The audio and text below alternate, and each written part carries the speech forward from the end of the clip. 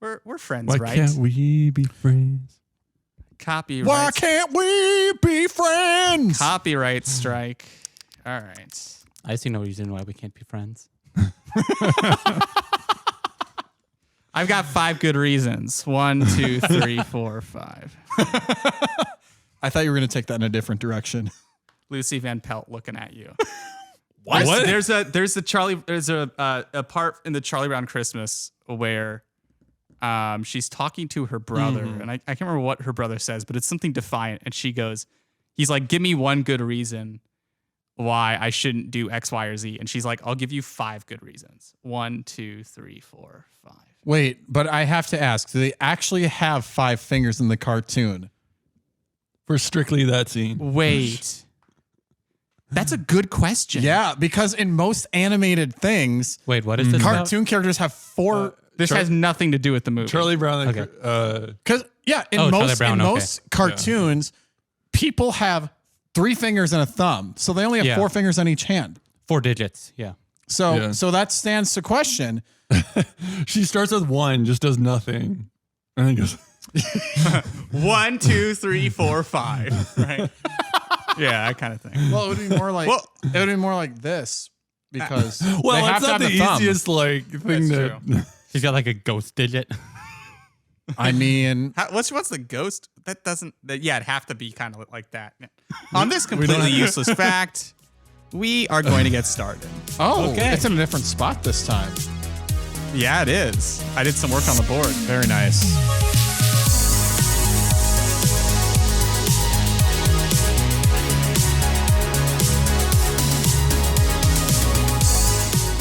Good morning, afternoon, and or evening, everybody. And thank you for tuning back in and hanging out with us. As always, we are the Genesius guys. I'm Nick. Filling in for Kyle, I am Seth. I'm John. And we have returned to 3 Catholic dudes who love to talk about movies. Yes. Seth, so you couldn't get Kyle. Oh, yeah. No, he absorbed an infinity stone. Whoa. I had to sit this one out. So Is he okay? He had some big buff dude with golden hair and a hammer came and took him and said they had to go back to Asgard.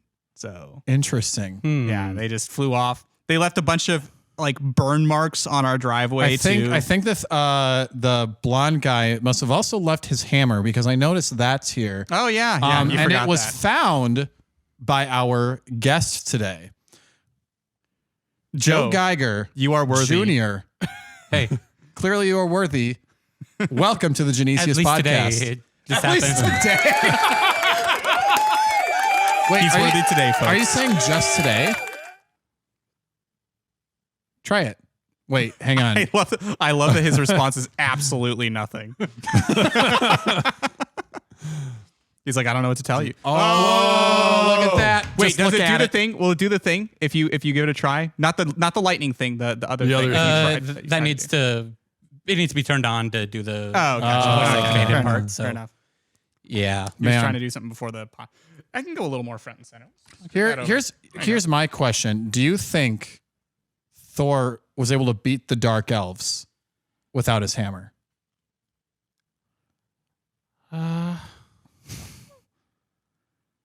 Did you cause a paradox? Dude. Yeah. it definitely helped. Can I do a thing for the purposes of the video? I Yeah, wanna move sure. This guy just All right. Oh, sure. Yeah, there we go. because I don't want him to block our lovely frame here because it was kind of blocking your Oh, face sure. a little bit. Okay. Yeah. But yeah, we're You're not gonna like hold it in your lap like Thor does in the Team Thor videos. I haven't seen those. With, I'd have to Daryl. watch those. Anyway. I've heard of Team Daryl, though. Yeah. Yep.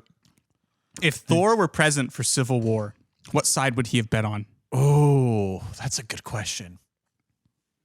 It is interesting because like in I think in he'd still be. Avengers, it's like the trifecta, right? Like they're all kind of opposing each other. For the sake of dividing it out evenly, wouldn't he theoretically be on? I could see him being on Team Cap, and then I was thinking Team Banner Cap. being on Team Stark. Oh, that's Stark. right, because Hulk wasn't there either. I forgot about that. Yeah, neither of them were around for either version of Civil War, the comic or the movie. Because weren't they on So- Sakaar? I think Hulk. Yeah, they were on Yeah, Sakaar. yeah. Hulk was would, around. Oh, not for Civil War. Yeah, you're Hulk would absolutely have been on Team Tony. Yeah, Yes. Yeah. yeah, they So were I like think- science Scientists gotta be bros together. and- Yeah. right. Well, and because like he was already afraid of the destruction he causes. Yep. I love how we're talking about these events before. That's a little ways down the road. jumping ahead of ourselves a little Can we bit talk here. about the actual movie that we're talking about today? Let's. But first, Seth, welcome back, man. How? Sorry, is that too much ego stroking? Am I not allowed to give myself the applause back? I mean, Oh, wait, it is. wait, I mean, wait. it's So- ego stroking. It's the sound. There you go. You want to press it? That instead. See, that seems the opposite, though. That seems kind of See, sad. but you've returned from your vast adventures. Meow. I have indeed. Yeah, were they adventurous? They were. Yeah, there were a lot of it. There were a lot of vast adventures. Did you I'm trying fly to to other realms? I did fly to other realms. I flew to a lot of other realms. I flew to Vegas for a week. That was fun. That's definitely a realm in and of That's like a itself. realm If you within can't a see the realm. look on my That face, was, dear listeners, amazing. I hate Vegas. Really? Thank Yeah. you. Yeah, it's awful. I mean, the food's good. There's some cool, neat things to. I was mostly on the Strip because it was for work.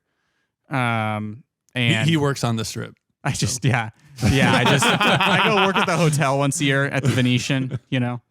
No, it was very good. Went for a work conference. The main reason that I like being there is because my team is abroad. So we're on a whole bunch of different continents, And you get it, and it's all expenses paid too, I imagine.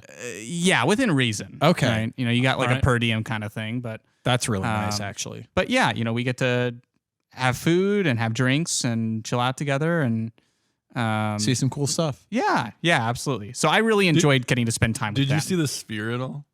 We did. Oh my Sphere. goodness. That thing's neat. The sphere. Yeah. It was so it's basically a giant concert venue that they built, and it's a whole bunch of Is this in LEDs. Vegas? Yeah, a whole bunch of LED screens on the outside of it, so it looks like a giant globe. I'm gonna look this up. During the night, they will put the moon up there, so it looks like the moon is landed on Earth. That's It really is cool. it is sick. Like all of the people on the team were taking pictures to send back to their kids. What? This is a Yes. thing? Yeah. Yes, that's real. Yep.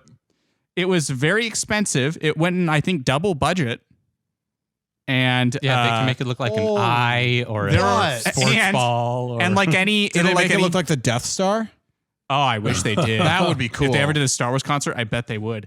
However, That's like so any cool, though. really expensive screen that you buy, it already has a few dead pixels. So, wow. but it's really interesting because if you look past just the grid of LEDs in the daytime, you just see the banks upon banks of control boxes. It's really, really cool. That's So- a sight for Seth eyes. Yeah, I think it was that was the most interesting thing for me to look at. But otherwise, like the casinos are built like a maze.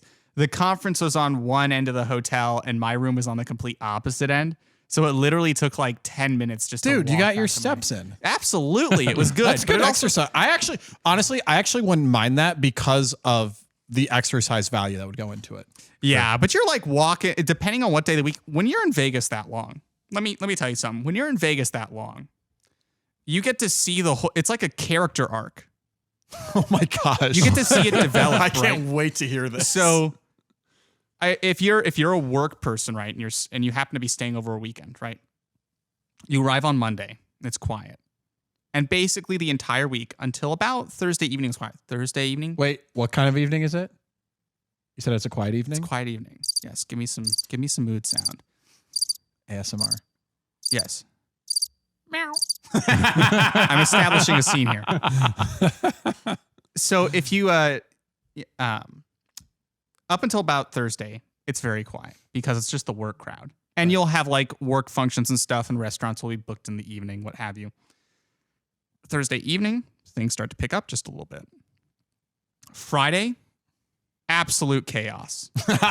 Yep, I can see it. Absolute chaos because everyone's flying in. And Saturday is chaos, but that's because everyone's going everywhere. Everyone's drinking. Everyone's seeing everything. Everyone's drinking.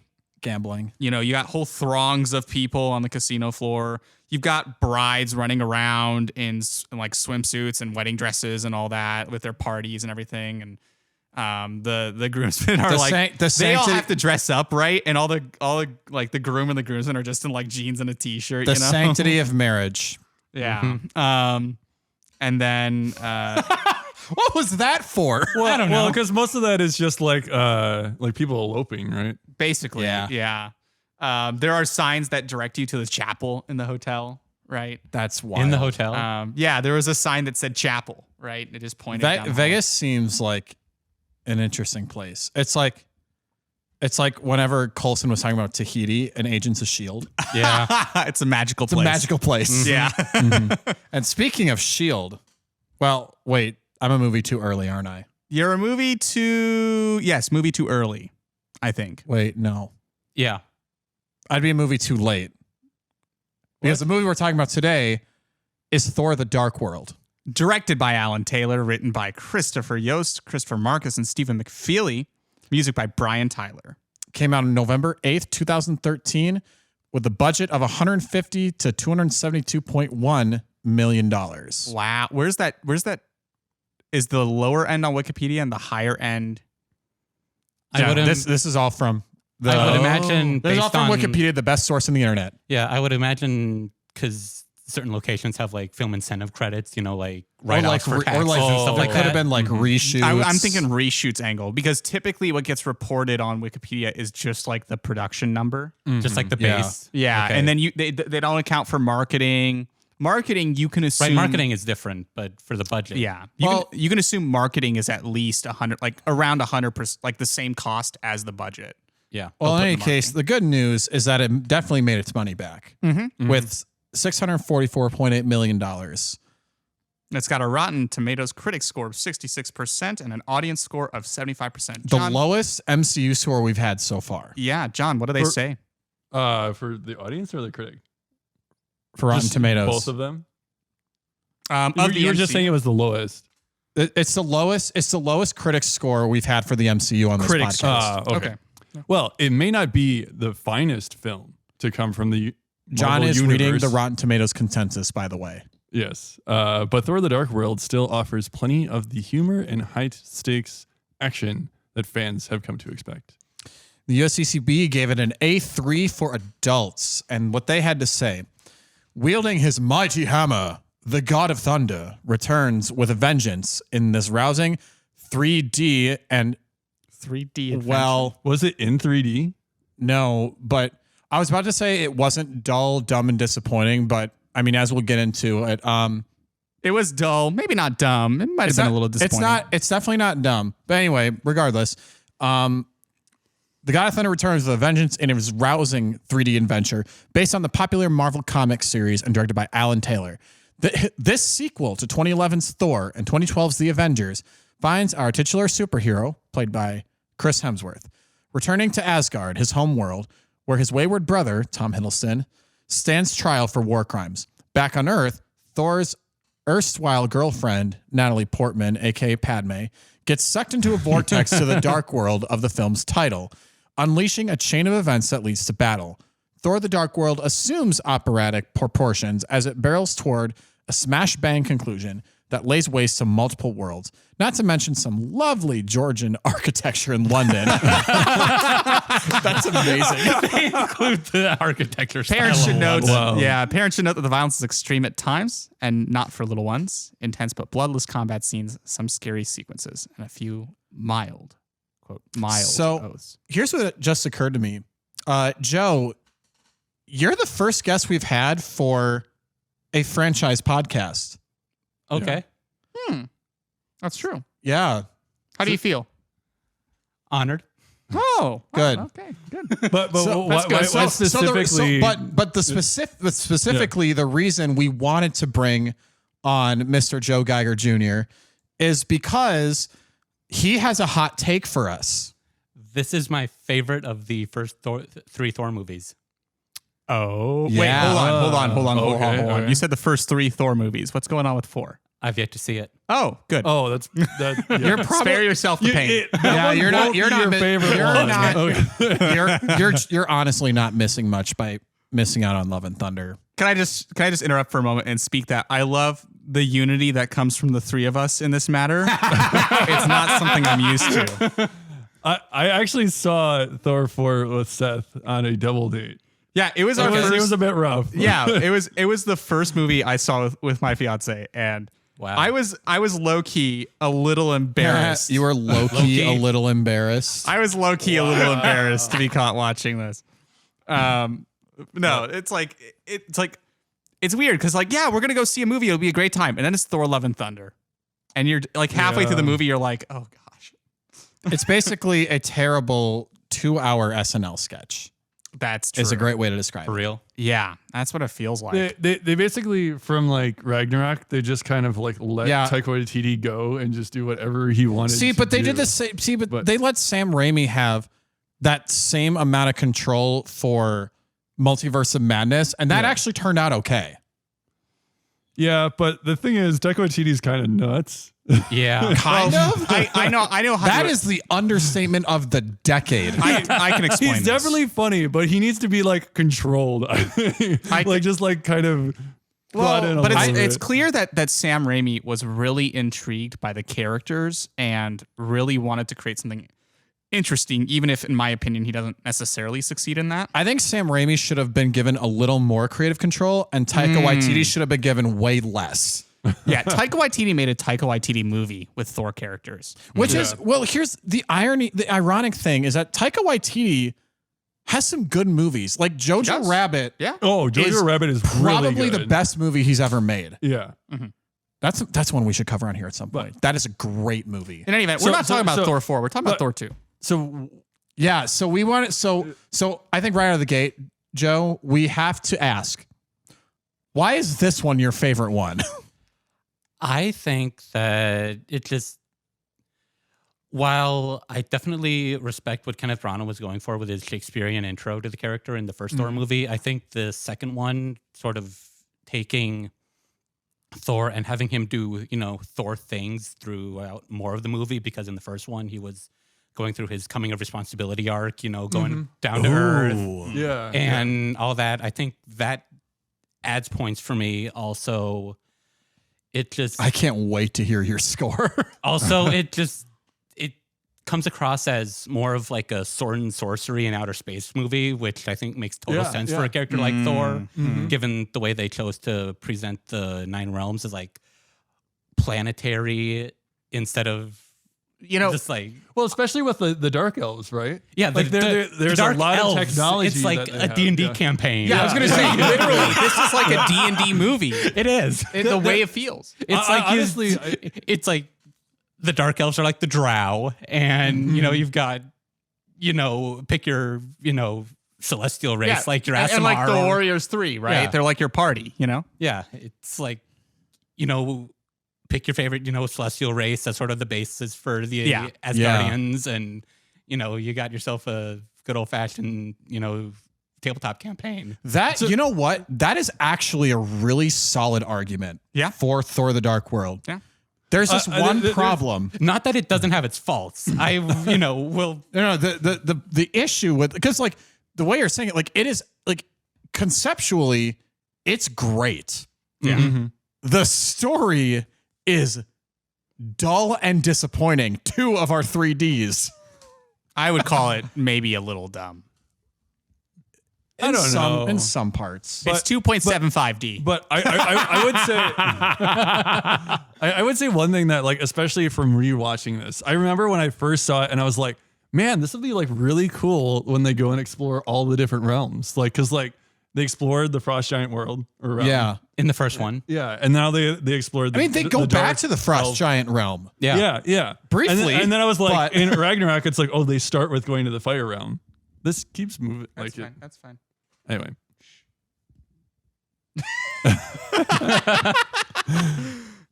It's Welcome to the Genesius Slowly. Podcast. Slowly Anyway. descending into madness. But well, it keeps moving. But anyway, oh, it does. yeah, it just keeps sinking. Huh. So, Oh, so well I then, kinda- there's a simple solution to this, and that is to do this. There you go. I just moved the actual arm down a little. Yay.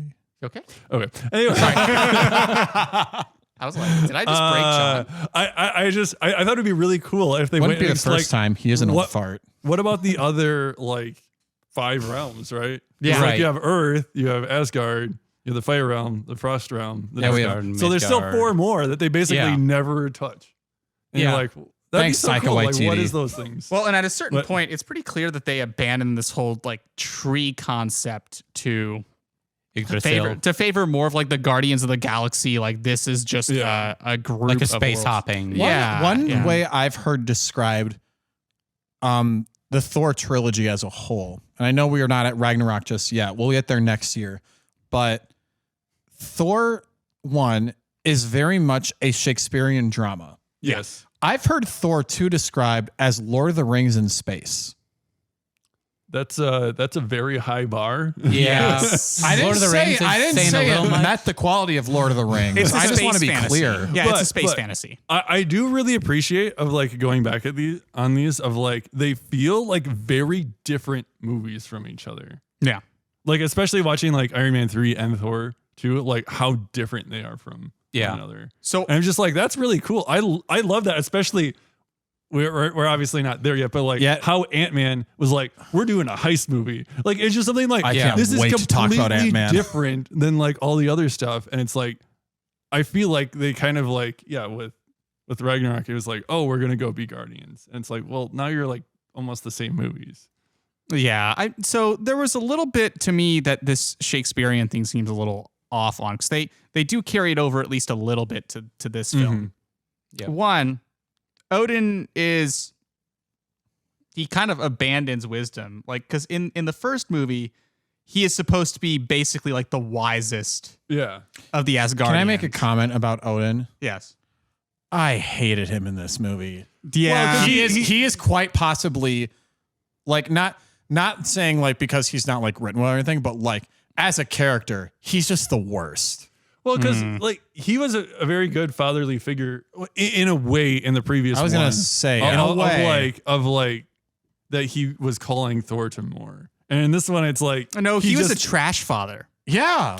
okay. You remember the whole point was that he just pits Loki and Thor. Like, who does that? Okay, but he seems to be a worse father in this one. Oh, well. Yeah, Your because- birthright was to die. Because Sounds like a Bond villain.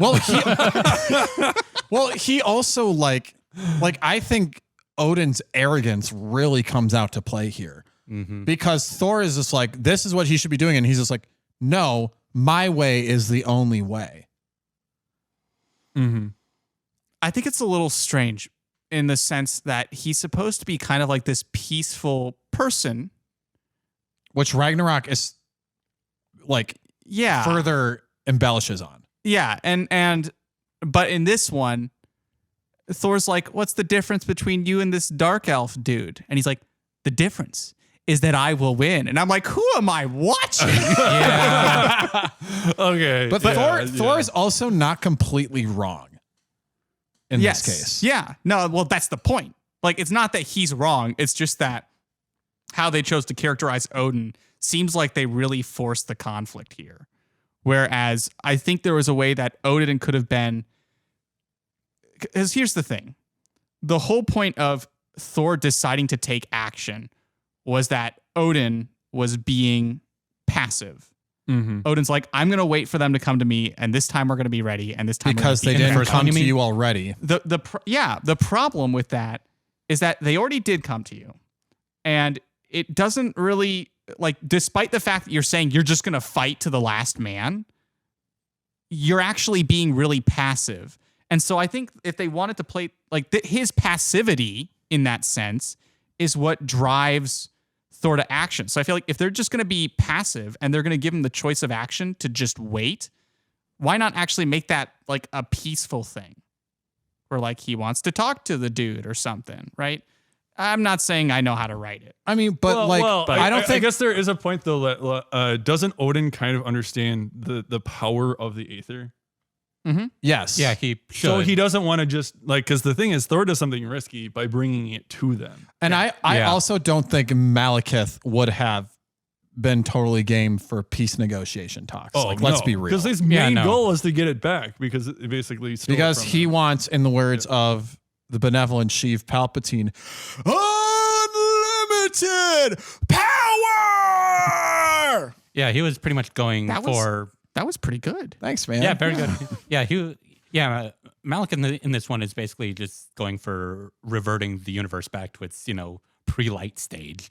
So, but that's like, and I've heard a lot of criticism with this movie surrounding Malekith, where he's they definitely got a really accomplished actor. One of the doctors, by the way, right. Wait, who is it? Christopher Eccleston. Oh, Yeah. Yeah, so they got one of the doctors to play him, and he's one of, if not the most forgettable villain in the MCU. Oh, yeah. He has one motivation and one track mind, and that's all he does. yeah. He's a very simple villain in that regard, and the problem is they don't make him do You know what I just realized? what? Maybe the reason they made Malekith a simple villain was because Odin was the real villain in the movie. Ooh. Well, don't you mean Loki standing in the place of Odin? No, I mean Odin. Oh, okay. It is kind of Loki weird. technically fought on the hero's side. That's true. That's true. And he dies died again. Mm-hmm. until the very end. For the second time in 3 movies. Yeah. Yeah. Yeah. I guess this is an interesting point too. Of Odin has his wife dies right in front of him, and he's like, "Oh, we're just gonna wait."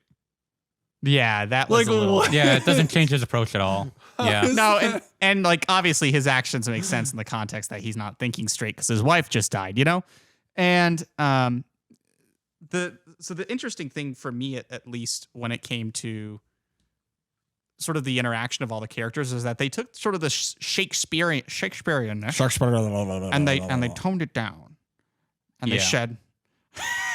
They said we're not going to do as crazy.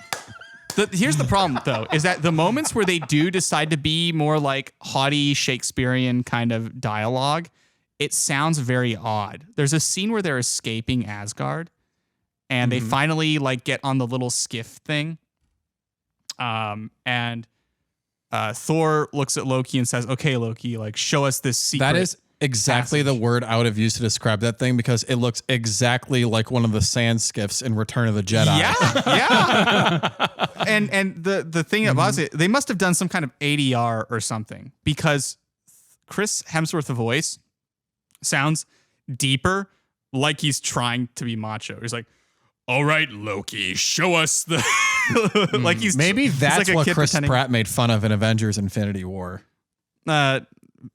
That's maybe he does. So he did make an appearance in this one. Or no, sorry, not you. Chris sorry, Evans did. Chris Evans. Yeah. I think that is honestly That's the best part of the that movie. is one of the best parts of the whole movie. That's one of the best cameos in the MCU. It's a little tight. I can feel the righteousness surging through my veins. Do you want to stand out and talk about patriotism? God bless America. Chris Evans must have just been in the building. They're like, over here. I think it's really important to note too that this is the first time, that is if you watch all the way through, this is the first time that we got a mention of the Infinity Stones. Yep. Yes. Yes. In the, what is it, mid-credit scene? It was in the mid-credits scene Yeah. because Odin sort of Ray alludes. Stevenson and Sif went to nowhere to give the ether to the collector. Yep. Mm-hmm. Yeah, Odin sort of alludes in the scene right after Jane is, introduced to Odin. Mm-hmm. Mm-hmm. Odin alludes to, artifacts or whatever from before the universe, Yeah. presenting as stones with the ether being the odd man out because it's liquidy in its, presentation. But so, yeah. Thanos would disagree because it was able to fit in the gauntlet. Well, I have a feeling that if you can control, basically if you bring the gauntlet to the stone, it will basically fill up a compartment in the gauntlet So and look like a here's stone. here's an If interesting your worthiness, Yeah. to borrow you're able another to control term, is of a certain type. Then So yeah. here's an interesting question I want to pose. So, and I wrote this in my notes. So they talk about how the ether is an ancient force with infinite destruction. What the hell does it actually do? Aside from the fact that it is the reality stone. Spoiler. Yeah, it just well, because I guess all the warping stuff was actually part of the convergence, right? It wasn't actually part of yeah. So they never see, and this that is a good This question. is the Like, this is, if it was around the Aether, then sure. Like that seems like a reality So kind of Maz thing. Kanata in Force Awakens clearly watched this movie and decided that this is how she was going to explain how she just randomly got the Skywalker lightsaber. Where did that come from? What? No, because that was quite a leap. No, because in the castle, Han is just like, "Where'd you get that?" And she's like, "A good question for another time." Oh, and that's like the ether. Yeah, that's the ether in this movie. What does it do? A good question I really for another wish, time. Yeah. It should have like done something with warping reality. I think that would have like made a lot more That's sense. see, Pretty but sure Owen initially, did say it changed matter into dark matter and vice versa in his explanation scene. Well, and that's why they were trying to seek it out, right? To turn everything back to dark matter. Yeah, the Dark Elves were looking to, as I mentioned, darken the universe but that again. feels really inconsistent with The way it's used in future movies. Well, Yeah, with yeah. what the reality stone is supposed to do. Like if they would explain that the ether was the reason like little kids were lifting trucks with their fingers, that I could get behind because that is at But that least was- reality bending. Yeah, but they just said it was the convergence. Which they do explain it's part of the convergence. the but vehicles moving was because of the weakened gravity and stuff. So but like of the convergence. but that would have been feasible as an explanation for this is what the ether does if it is unleashed. Unless it was just a situation where the script, where they were writing, the context was I still the can't conflict against Malekith, and Malekith's agenda with the ether was to darken the universe. I still can't believe these are the same writers that wrote Avengers Infinity War. Who wrote like all the Captain America movies. I too. know. That blows my freaking mind. And that like Joss Whedon was like basically helicoptered in to like do some rewrites on this script. That might explain a lot then. It was Marks and McFeely with a dash of Joss Whedon. Well, Whedon, I mean, considering Whedon directed Age of Ultron, which by the way, this movie doesn't really set up at all. Mm-hmm. Yeah, this. What was the point? Yeah, this and Age of Ultron don't exactly link, but I mean, Well, to be fair, neither did Iron Man 3 and Age of Ultron, if you really think about it.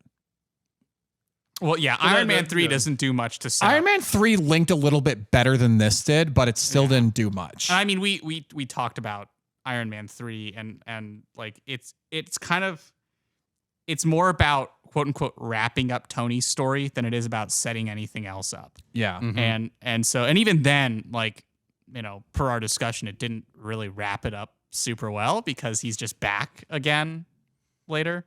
So yeah, his whole like getting he's like, rid of I'm the going to throw away the arc armors. reactor and blow up my suits. And then like, in Avengers, Literally it's like the he's next back in the Iron Man movie. suit. He's back creating an AI that will kill us all. And He's got drones that are basically Iron Man Iron Man suits. suits, yeah. Wait, I should also amend Age of Ultron to Weekend at Ultron's.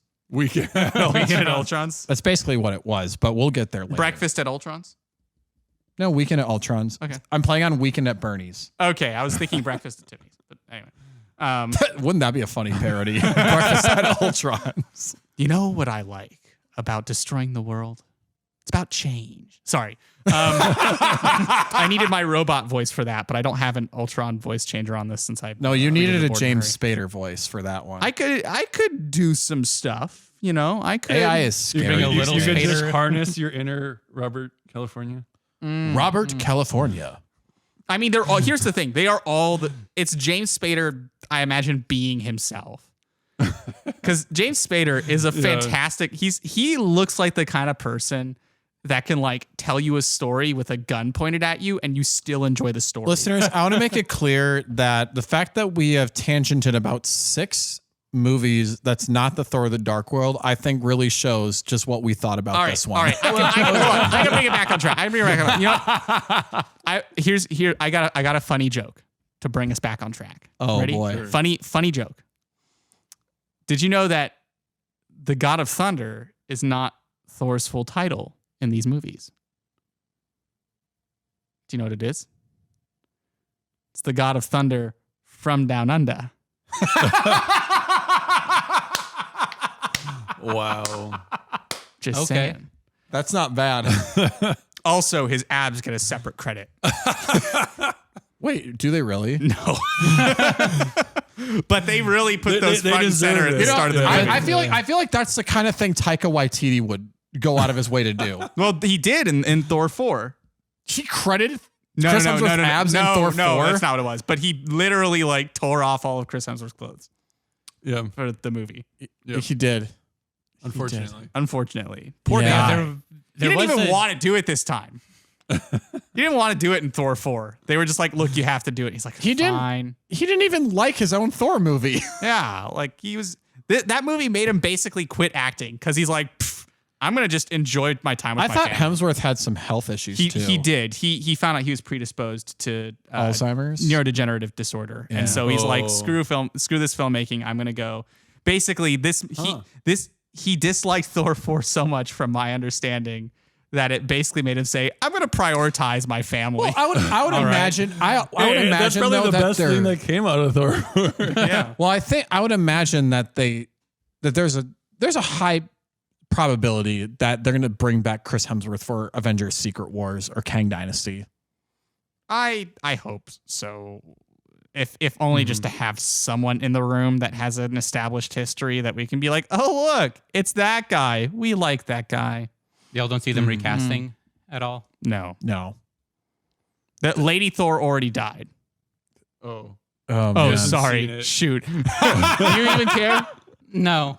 Okay, good. At least I didn't tell him who Lady Thor was. I think the trailers Yeah, pretty made it much, apparently obvious. Jane. But How do you know? but Seth, yes. you called her Lady Thor. She's supposed to be the mighty Thor. Look, I don't give a. Can we move on?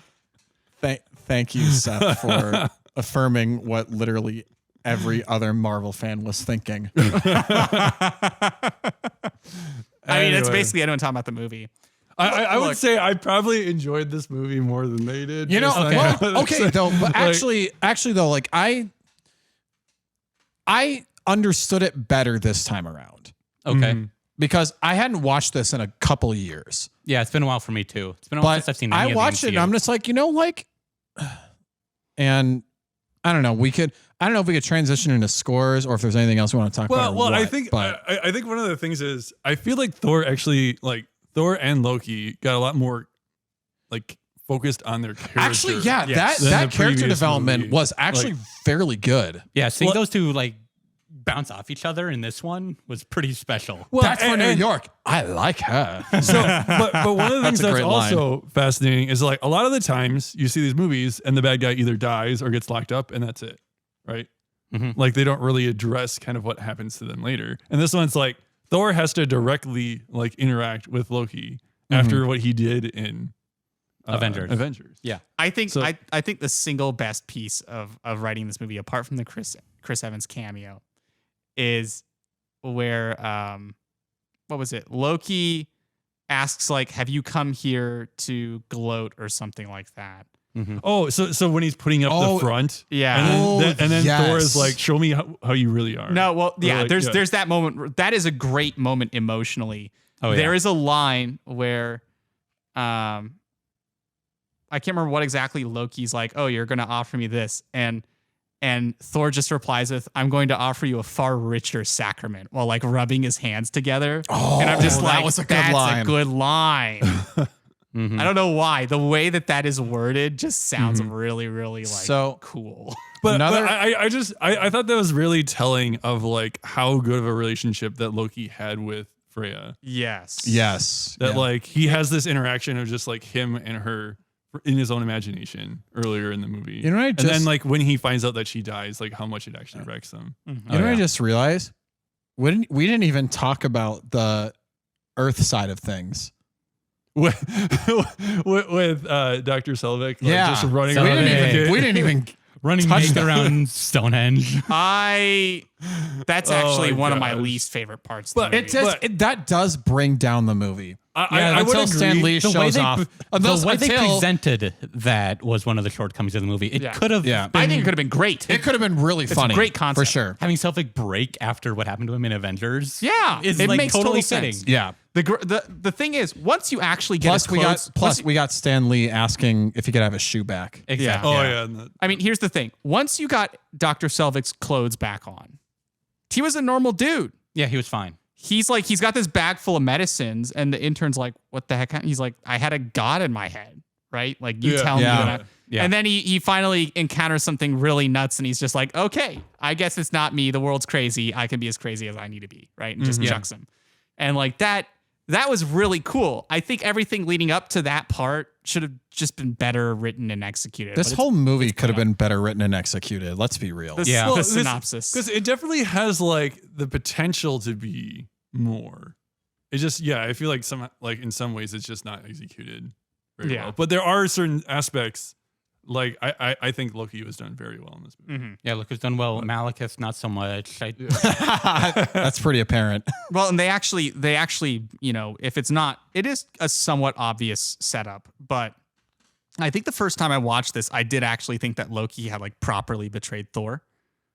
If it's your first time watching, that is a really good. It was a misdirect. really good bait and switch. When they're on Svaralfheim. Yeah, because he's done it previously. Yeah. He like you absolutely, the fact that they were even able to sell that remotely, the fact that he like him betraying Thor in a moment like that was actually believable is a really, it shows how well they've characterized him throughout the other like Avengers and the first Thor movie. So the fact that I can't remember how old I was watching this, right? Like early teens me actually found this really, really interesting. Mm-hmm. I mean, we were like 16 when it came out. That was sounds it about right. 2013? Yeah, 2013. November 2013. So I would have been 22. 16. Yeah. Yeah, I was gonna Gosh, say you guys are so old. I graduated from college at that time. We have to do it. You are an old man and a fool. There we go. That's one of the other ones that made it. But it's very fitting for this I movie. do also want. I have a couple other comments as far as like visual goes. One, that final fight is actually kind of cool. So okay. Yeah. I actually that really fight enjoyed that final fight. felt like it was like out of like One Punch Malekith Man and Thor or Dragon in the Ball ether, Z. you mean? When they're No, like when Mjolnir is like zipping all around because it's saying like, where the hell is Thor? Oh, yeah. Oh, like it's out in like it, yeah, it when was they're- gonna go to space and then it's like, nope, he's back this way. yeah, when Thor and Malekith are bouncing between the realms. Yeah. That's a but pretty like, cool sequence. and the car is just flying into Vanaheim. For some reason, I just cracked up at that sight. And one of, if not the Jotunheim beast from the first one, made its That way was to a sweet Earth callback. because of the convergence. Also, I do want to point out, it's a comment. It's a really like niche thing, but it's a comment on the Dark Elves like starfighters. those are the pretty big dope. like T things. They're like the aliens with they look like bug-eyed aliens with sticks protruding from their bottom. You mean the actual Dark Elves? the actual like Dark Elf The design of starfighters? their Like, armor. Yeah. it's a very practical design because it's basically like a blade that could cut through anything. Mm-hmm. But as far as how it looks, it's so silly.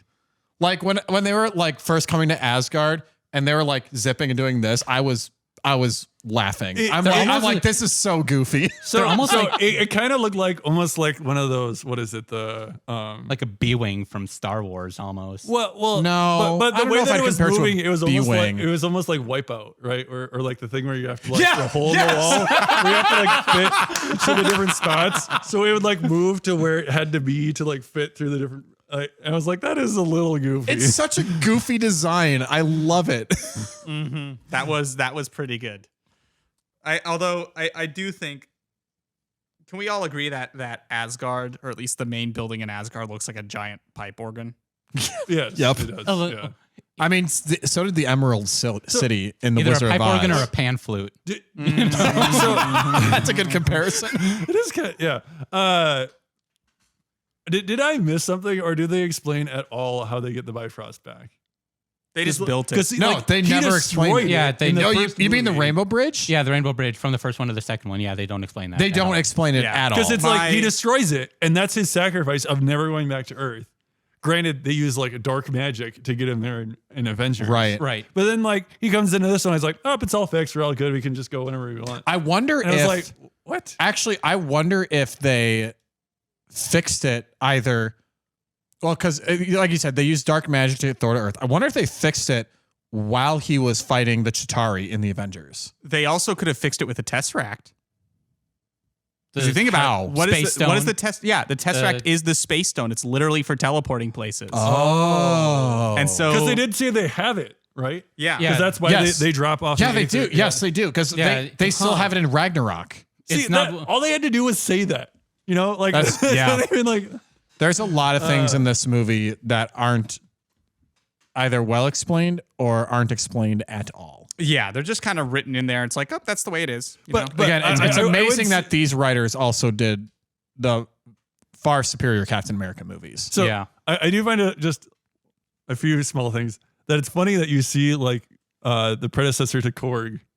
In the beginning of the I was story. gonna mention that too. Yeah. Yeah, Big rock monster at the beginning. Yeah, Back when the absolutely. Stonemen were actually serious enemies and Yeah, like people you yeah. could take seriously, unlike Hello, what my Taika name is Waititi Korg. did to I'm in a Korg. rocks. But this is my buddy Meek. Sorry. but He's got scissors for hands. but Starting I would revolution. say, Sorry. like it just goes to show that like when Thor actually has the power of Thor, there's very few things that can stand up to him. Yes. Right. Yeah. Like that's what it's kind of showing. It's like, oh, even his like friends on his party the Warriors 3 and Sif, like Who could half barely of which get the were job like. done. He gets there, it just ends everything in like 5 minutes. Did you notice It's like- that Fandral was recast in this Yes, movie? yeah, It's he- Zachary Levi. Yep, Yep. Yes. Who ended up Yep. as Shazam. Yep. Yep. Yeah. Yeah. He's. Hey Nick, for Asgard. Sorry. Shazam!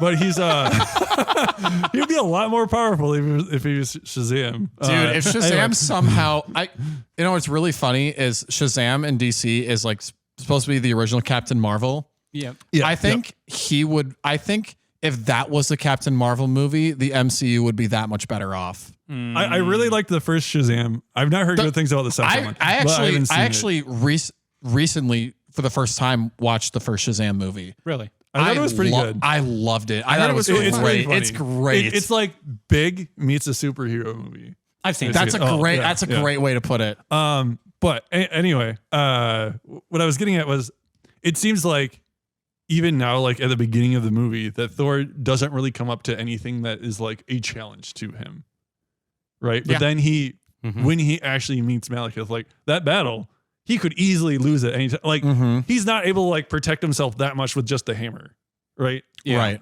Against the Aether and everything. Sure. So let's talk really quickly about this odd romance angle that they're throwing in with Lady Sif.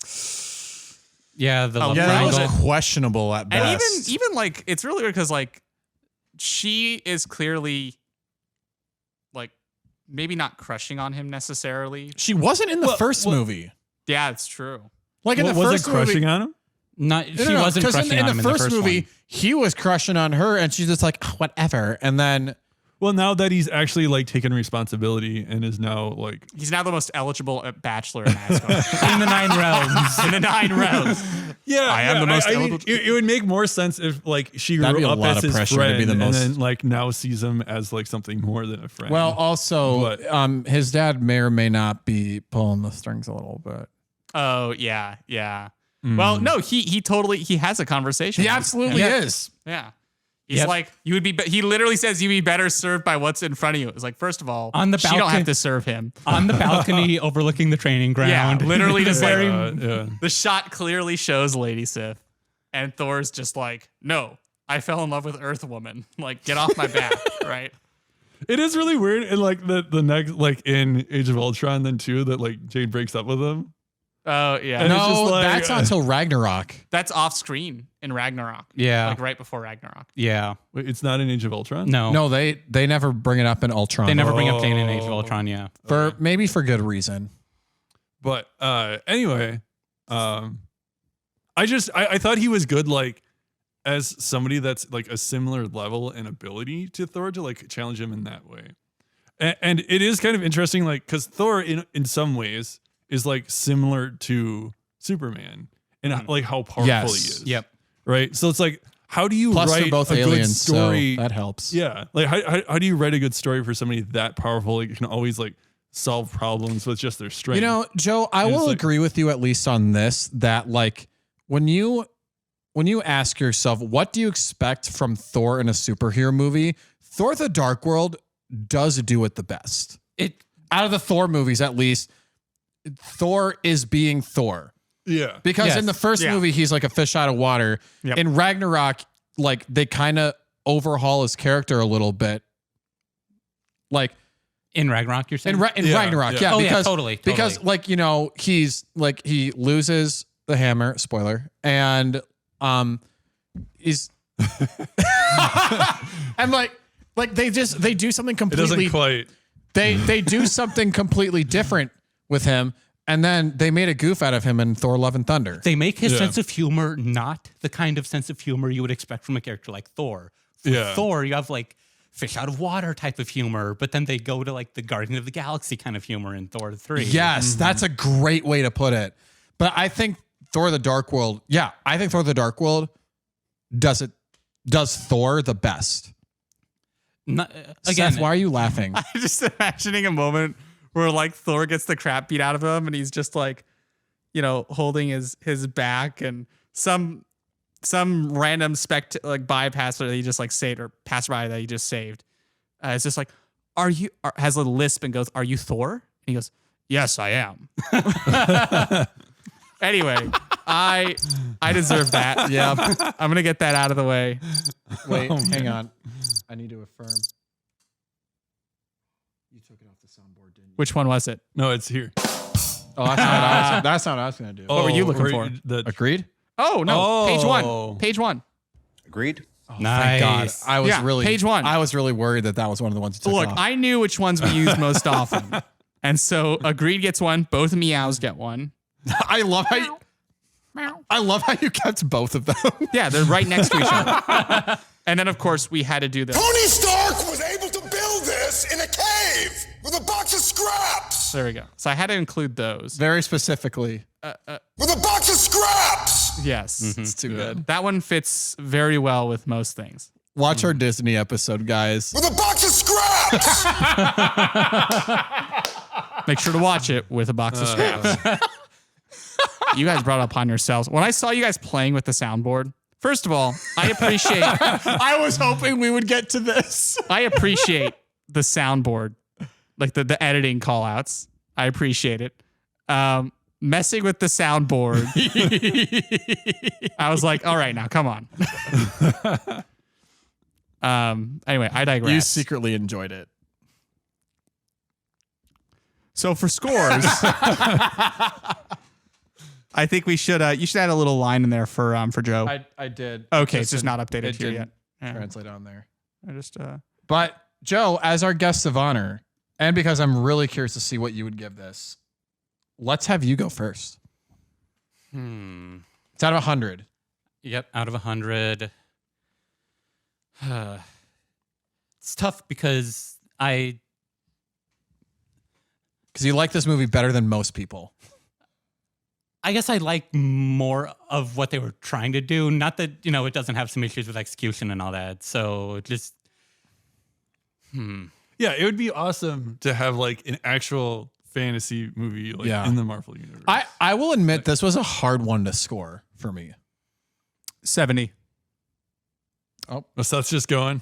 So that's, okay. I'm gonna give you some time. I'm gonna give you some time, Joe. In comparison. Yeah, if y'all want to go, then Okay, I'll know, so- sort of. Yeah, we'll let you think So about it a little bit. this is the third lowest movie for Seth. Third lowest overall. Or just third lowest of the MCU. No, of the the MCU. Oh wait, what are my lowest ones? Incredible Hulk and Iron Man 2. Okay, that makes sense. You like it more than those two? Here's my conclusion about Thor: The Dark World. This movie establishes the Marvel formula firmly. Ooh. Firmly establishes Okay. the Marvel formula. This gives the quippy joke and humor, reference like to another with, character. Like Darcy. Yeah, there's like the intertextuality. There's the quippy humor. There is the world-ending, action battle with a great big beam in the sky. With a great like Georgian architecture. Yeah.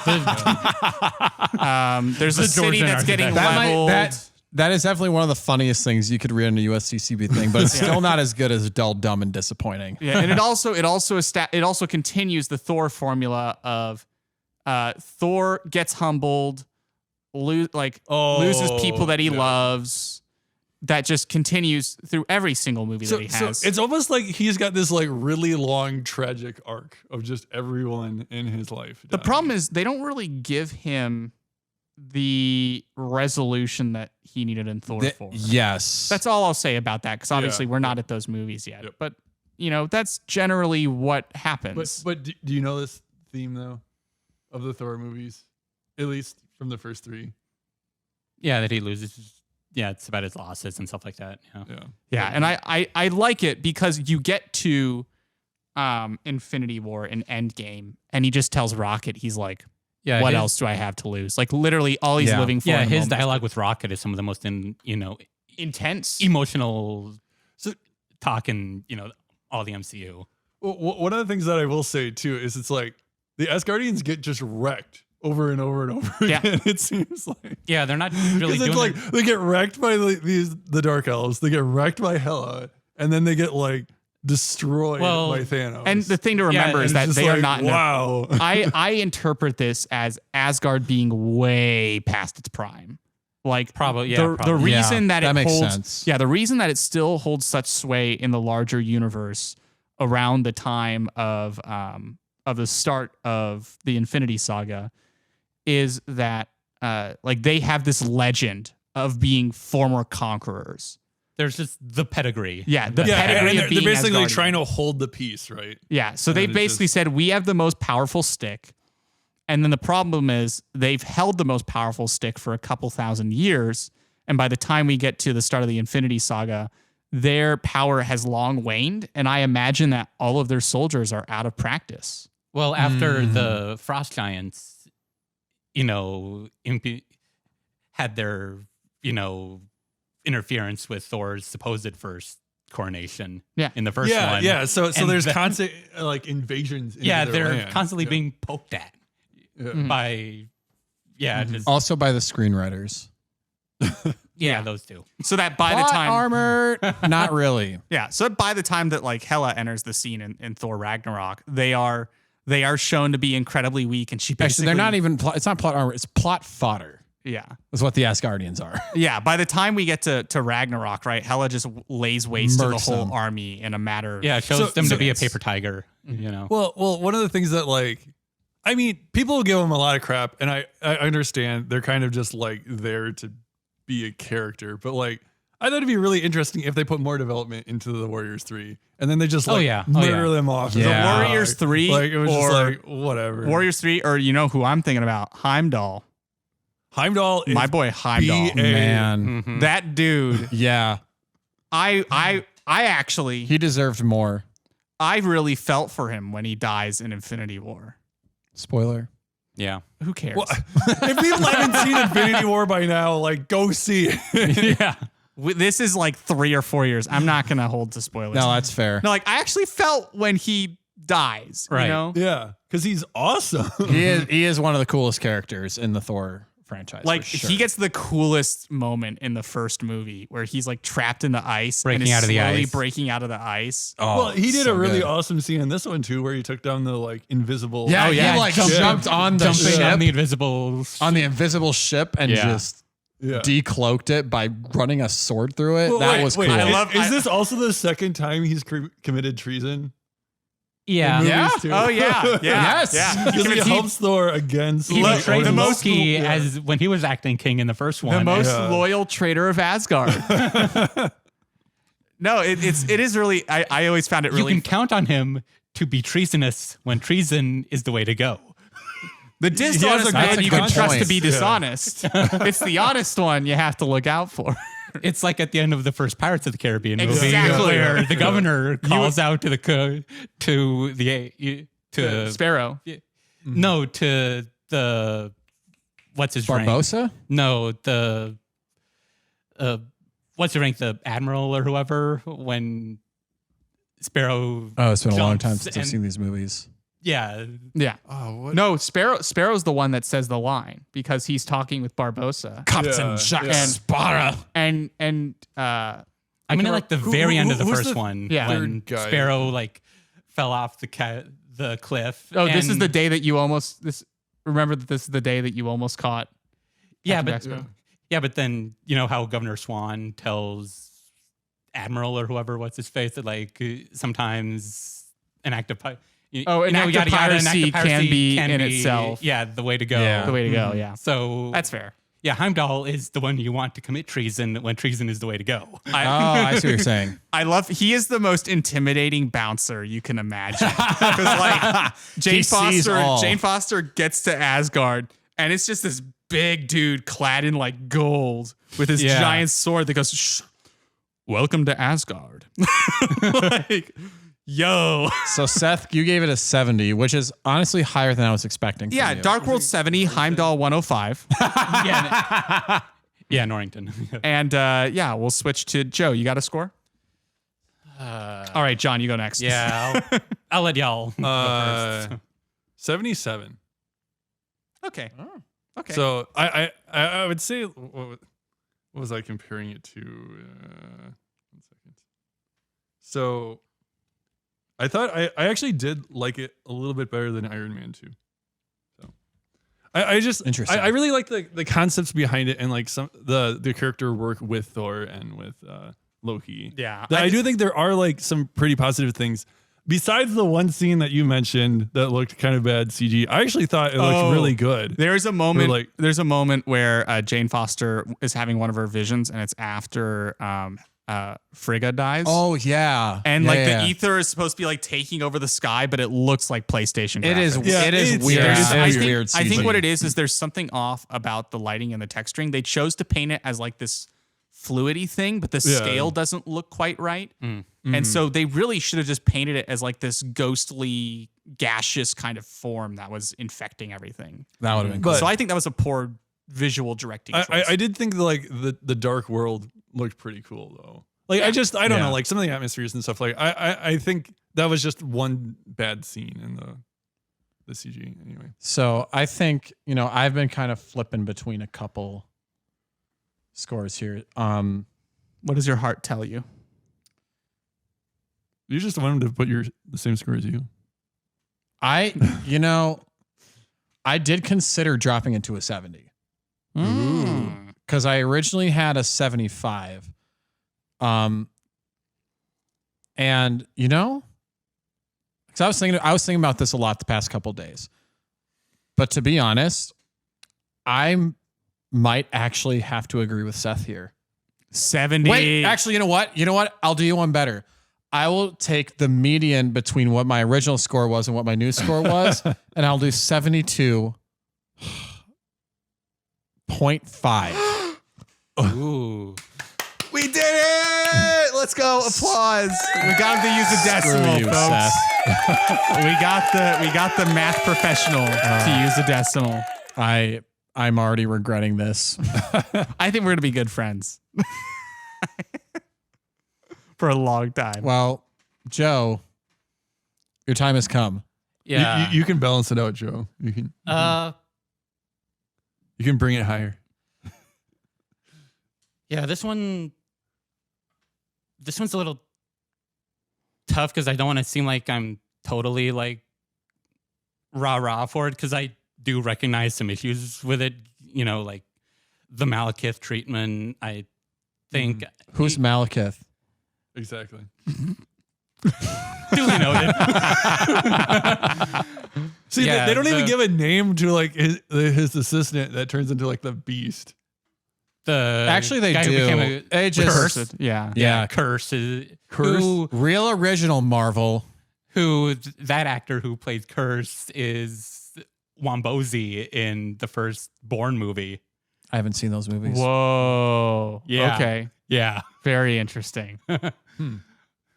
But so yeah, it's definitely got its issues with like Malekith, even Jane to a degree. I think they could have done a better job either just with the writing of She's Jane a little bit or- like damsel in distress kind of thing. Yeah, they kind of, I don't know if Padme they, really comes to play in this movie. I don't know if they just like oversold the like romantic tension between, you know, Thor, Sif, and Jane in like the trailer. Because if you remember the trailer for this movie, they picked the I was gonna say, they picked the shot of Sif where she's given, you know, Jane the side eye Yeah, to include yeah. in the trailer. So it seemed like it was going to be this like Big who's thing. going to win his heart kind of a movie. that love triangle actually would have made this movie more interesting. yeah. Yeah, if like Lady Sif had been with them on the adventure and like had to understand why Thor fell in love with this woman, and at the end of the movie finally had to be like, I guess she's kind of the one, but like, hey, when she dies, My turn. you gotta move on. I would say one thing that like I do think they could have done better with his party, right? Because like they just like, here, have a whole party and we're gonna make a mission, and then it's like, okay, Each don't. step of the setup, you lose a party member. Yeah, so then it's just like what? until it's just Thor, Loki, and Jane who are doing, yeah. you know, the. But yeah, I think, you know, What does your heart tell you, Joe? Here's what I'm gonna do, Joe. see, Nick has given a lot of hundreds. no, this is definitely not a, you know, 100 for me. I see, Oh, you know, thank some goodness. of the issues, but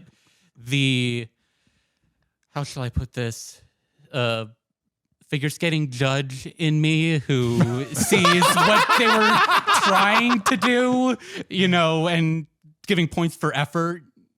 You know, now that I think given what y'all have given it today and so forth, I think 85. Okay. Okay, that's about what I expected from you. You know, it's in no way a perfect movie. It's got its issues, but I think it's like top tier 85, if that makes any sense. Like 85.x, you know, it's like 85.7. No, this- 7. go with the non-decimal, yeah. All right, so 85. it comes out to an average of 76.125, which rounds down to a 76. That seems pretty appropriate, actually.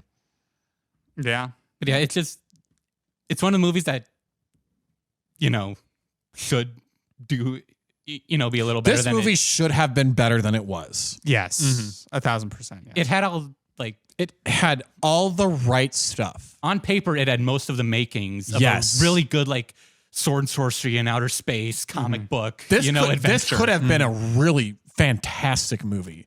Yeah. But the execution just did not do it. Well, and like I said, this movie establishes the Marvel formula. As we move forward, there will be movies that do it better, and there will be movies that Do it way do worse. it better. It was the first one that was entirely distributed by Disney, too. Yeah. You know, with the new That's fan. a good point. They were, because That's true. you know, Marvel was the Marvel coming. fanfare even shows that. Yeah, this was the first one with the new at the time fanfare. The inferior one, in my opinion. The new Marvel Studios fanfare composed by Giacchino is just chef's kiss. But yeah, they were coming out of their, you know, relationships with Universal and Paramount at the time, so they were kind of doing more of their own thing on the back end of production. So yeah, it definitely seems like the kind of movie that would be like, okay, we're Disney running Marvel, you know, was definitely a, you know, yeah, just a good, Yeah. I never thought about that. a good foundational piece for, you know, like what, you know, Marvel was wanting to do, you know, with more of, you know, the production and the distribution brought in-house. Yeah. If it says anything, my parents really like this movie and they do not like Ragnarok at all. Really? I Okay. will Just say- like how much it changes. I will say this is yeah, a Waititi wonderful. really did Thor and his supporting cast dirty in Yeah. Ragnarok. I mean, here's the thing. This is a movie that is perfectly enjoyable to toss up in the background while you are doing something else. Brian Tyler's score in this movie is amazing. I don't know if I agree with that. It's not my favorite score in the MCU. I think it stands up well. I think the first one was better. Yes.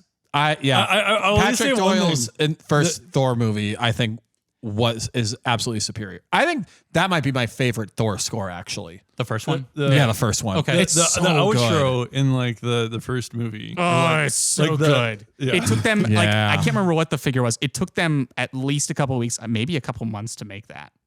From what I understand, The final piece. We did of- talk about this in our Thor episode. we did.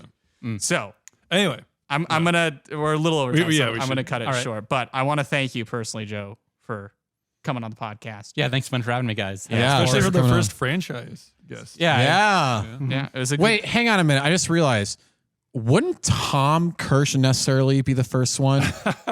he doesn't count. That was more like a cameo. Cameo. Okay. You're the first real guest. All right. What people don't know is that Tom is like Stan Lee in the fact that he has a tiny little cameo in every single episode. You just don't know it. You have to go back and look. You don't know it. What if it's because like he did the meow sound effect or something, and that's why he has a cameo in every That would be, episode? I wish that were true. yeah. I was gonna say, if he actually did do the meow sound effect, that would be a pretty fantastic cameo. Yeah, maybe we should redo some of these sound effects, but have like Kyle and Tom and like the other house roommates do them. That would be great. That would be so funny. Anyway, thank you guys for joining me, and thank you all for tuning in to this episode of the Genesius Podcast. If you enjoyed our content and want to see or hear more from us, please subscribe to our podcast on whatever podcasting platform you use. You can find us on Anchor, Apple Podcasts, Spotify, Google Podcasts, and more. You can also find us on YouTube. Our handles at Genesius Podcast, all one word, where you can see the shenanigans we get up to, as well as some pretty cool Lego sets. Just, not today. I don't think you can see the shelf with the architecture sets to the right here. There's So some. But we do have. we do have the hammer. So just look It's at not the the hammer. Lego hammer, but it's the hammer. Just look at the hammer. And if you would like us to talk about a new movie you enjoy or some movie related topic you'd like us to discuss here on the podcast, if you want to provide feedback to make our show even better, or if you just like us to pray for you in any way and want us to give you a prayer shout out here on the show, send us an email at genesiuspodcast@gmail.com. That's GENESIUS podcast@gmail.com. Seth, what are you doing? I'm just vibing. Okay. Vibing, yeah. All right, fair enough. Additionally, if you want to make an appearance on our show as a guest, like Mr. Joe Geiger here, just make sure you know one of us three personally, and make sure you've listened to an episode of the Genesius Podcast, which if you've gotten this far, nice job. You've done one of these things already. Just reach out to one of us directly or send us an email at genesiuspodcast@gmail.com. Finally, please spread the word about the Genesius Podcast, whether it be on social media or word of mouth. If you're listening, turn to whoever you're in proximity to. Hey, Joe, have you heard about the Genesius Podcast? Shockingly, I have. Whoa. All right, continue, John. Sweet. was Or you can quick. shoot a text to all your friends, family, and coworkers about our podcast, whether it be right at this moment, at a family dinner, at a work meeting, or on date night. Just make sure it's not Thor and Jane's date night. Or Jane and the other and the first guy Nate? she's with. Oh, that's in the movie. better. Dang it. Date lunch or Or whatever that Just- was. just- I'll be give a you that Darcy, one. That's okay? better. You can't. Darcy comes over to their Third table. wheel. So Darcy lets them know starts about the picking up a Genesius. piece of bread. Have you heard about the Genesius Podcast? Yeah. I felt really bad for Nathan in that. That was just unfortunate. You're on a first date. Like, so, have you heard about the Genesius Podcast? Do you want some sea bass with that? Seabass. I think we broke Seth. Hopefully your date's not just repeating one of the items in the menu. Oh, Seabass. Okay. Wherever you are, whatever you're doing, please tell them about us and please pray for us as we continue to create content and use our gifts to give glory to God. All right. What's our prayer going to be like tonight, gentlemen? For love. True love. True love. True love. Mm-hmm. It's actually a really good prayer intention. Not It gonna lie. is, actually. Yeah. Considering half of us here are betrothed, and I'm not Indeed. one of the us. Likewise, not one of the us. Yeah, we'll get there. Right. Yeah. For all of those who have lost members of their family. Mhm. That is a really good intention. I'd like to give an intention just for, just so that all of us can learn to handle tough situations with humility. Yeah. Joe, do you got any? Well, as of this recording, my brother Drew is just a couple days away from returning home from 2 years in missionary work in Is he Zambia. really? He's back on Friday. Yeah. Did you know I've never met him? What? I've never met Drew. Fun fact. I guess shocked but not surprised, given how long he's been gone. And Yeah. but yeah, he'll be back in a couple days as of this recording. Wow. Also, Welcome back, Drew. By the time this comes out, welcome back. Also, especially with, the betrothed call out, I've got a couple brothers who are engaged right now. So for their engagements and their wedding and marriage prep, that all that goes smoothly. Yeah. Yeah. John, would you like to lead us in prayer? Yes. Father, Son, Holy Spirit. Amen.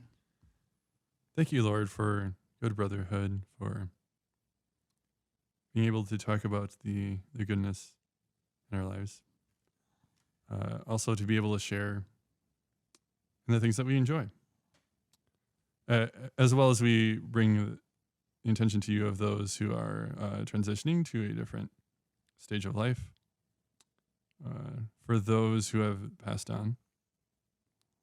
And for safe travels for missionaries and people that are coming back home. I bring this all to your mother, Hail Mary. Full of grace, the Lord is with thee. Blessed art thou among women, and blessed is the fruit of thy womb, Jesus. Holy Mary, Mother of God, pray for us sinners, now and at the hour of our death. Amen. Saint Genesius. Pray for us. Thanks, John, for praying for us. Joe, thank you again for coming on the podcast. Oh, it's been great, guys. Yeah, it was fun to have another hot take about a 2.5D movie. Yeah. Hey, shocker. Thor: The Dark World, kind of underrated. Yeah. There are worse MCU movies than Thor: The Dark World. Oh, at this point, yes. Eternals. I really like this new unified angle we're approaching. It was bound to happen at one point. Good. This is good. Yeah. Okay. So tune in next Friday.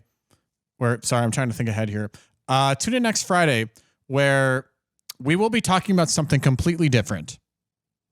Something completely different. And now for something completely different is what we will be saying next Friday when you tune back in with us. But until then, we are the Genesius guys and guest. I'm Nick. Filling in for Kyle, I'm Seth. I'm John. And I'm Joe. And this is the Genesius Podcast. God bless everyone. God bless.